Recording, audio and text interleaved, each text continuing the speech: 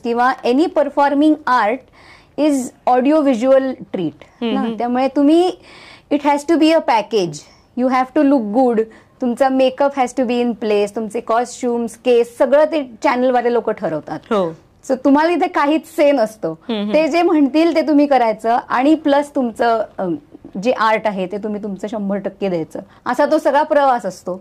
जितकं जास्त तुम्ही काय म्हणतो की एक्सप्लोअर करू शकाल स्वतःबद्दलच, की आता मी जर का स्वतःला रेस्ट्रिक्ट केलं की फक्त क्लासिकल सेमी क्लासिकलच घ्यायचं तर त्याचा ऑडियन्स थोडा लिमिट होतो. बरोबर. पण स्पर्धांमध्ये तुम्ही एक्सपेरिमेंट करू शकता की अजून वेगवेगळे, कारण त्यांचे थीम्स असतात की ही राऊंड आहे, आता फोकचा राऊंड आहे.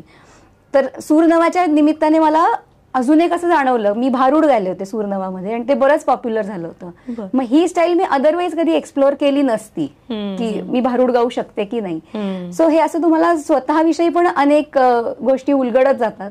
So that is the benefit.